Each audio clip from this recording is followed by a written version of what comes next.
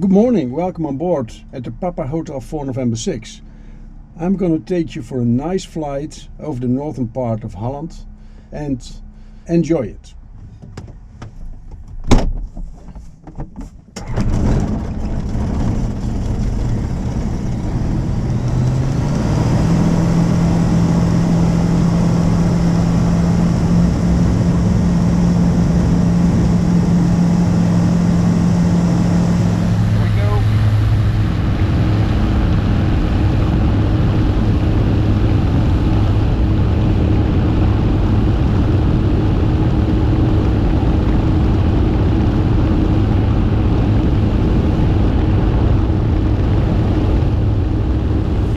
Between the 8th and 11th centuries, Holland was regularly plagued by Viking raiding parties from Scandinavia. Holland was just part of the Netherlands at the time and extended from Texel to Middelburg. Much of it was underwater, which made it easy for Vikings to reach large trading cities like Utrecht. In the same period, St. Michael's Church was built on the Wieringen Island near the small village of Oosterland.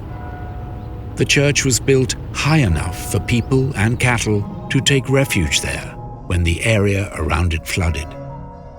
Finds have revealed the presence of Vikings on this former island. In about the year 1000, the population of West Friesland rose up against Holland to gain their independence. During the resulting war, Count Floris V of Holland and Zeeland ordered Radboud Castle to be built in Medemblik to suppress the Frisian people. He managed to do this for several decades until he was murdered in 1296. After a year of intense battles, the West Frisians finally surrendered. Halfway through the 80-year War, Haarlem was besieged and occupied by the Spaniards. The army marched on to Alkmaar, but William of Orange had ordered the piercing of dikes around the town, after which the Spanish siege commenced. On the 8th of October, 1573, the Spaniards were pushed back and the siege on Alkmaar was lifted.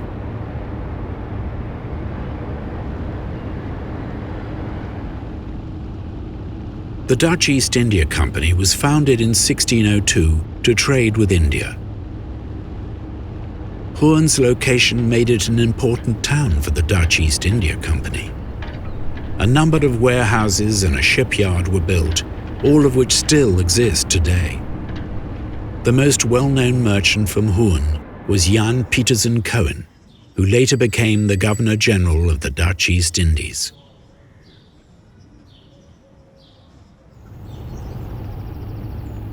Under the leadership of Jan Adriaanzoon Leeuwater, the Beemster was one of the first parts of the Zuiderzee to be reclaimed in 1612.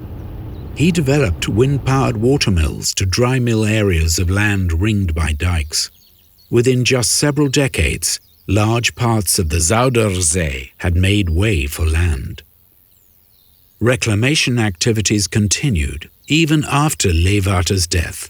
The last polder to be created in the Netherlands was southern Flevoland. The French Emperor, Napoleon Bonaparte, visited the harbour town of Den Helder in 1811, at the time of the French occupation.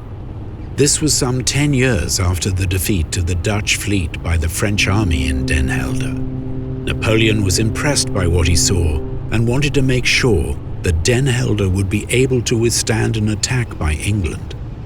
Several fortresses from the Den Helder defense line are still intact to this very day.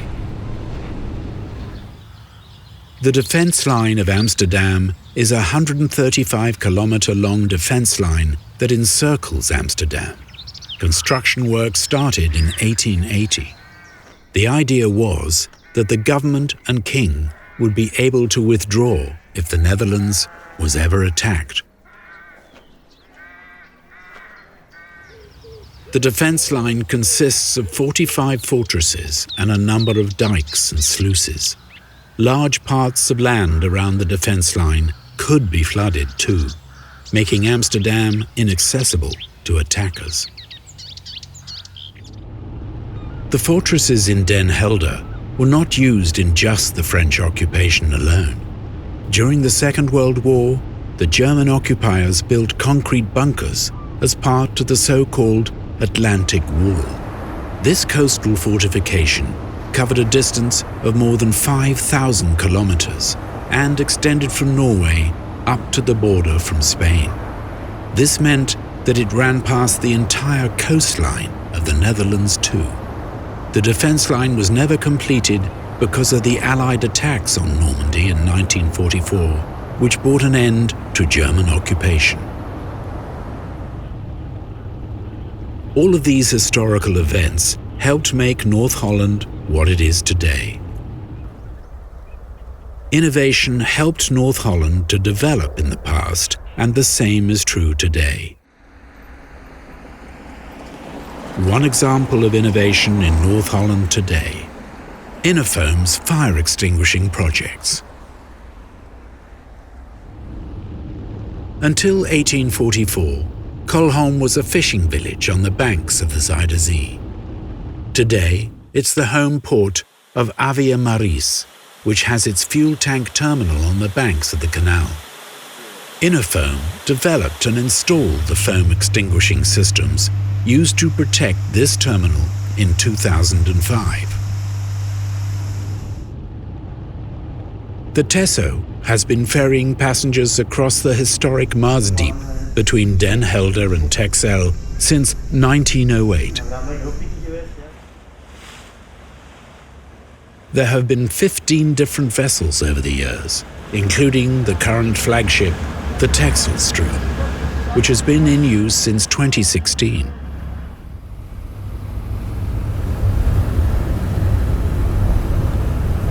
InnoVfoam developed and supplied the foam extinguishing systems for the car decks and the fire detection system.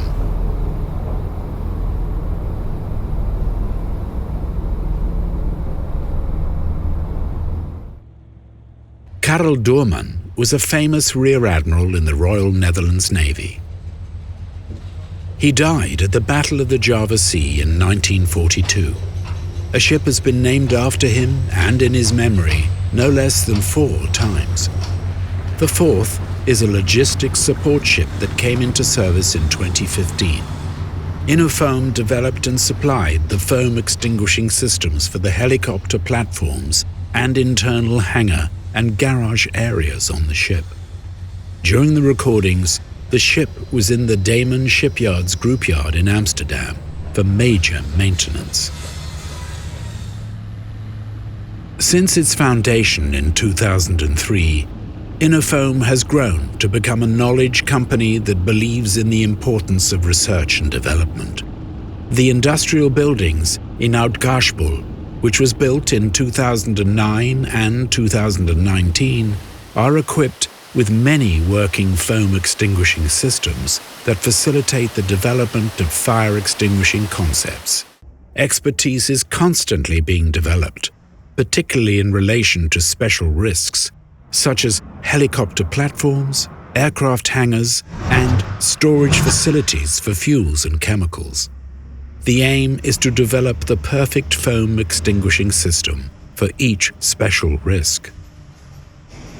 InnoVfoam is proud to be part of Holland's long development history and of its contribution to the international position that Holland has secured for itself over the centuries and continues to do to this very day.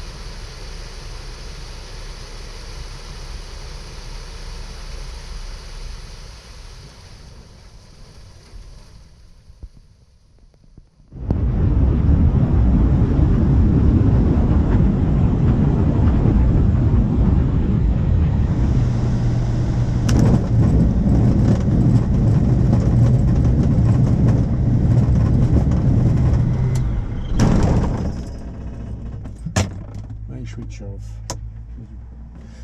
My name is Johan Koekoek. I was your captain today.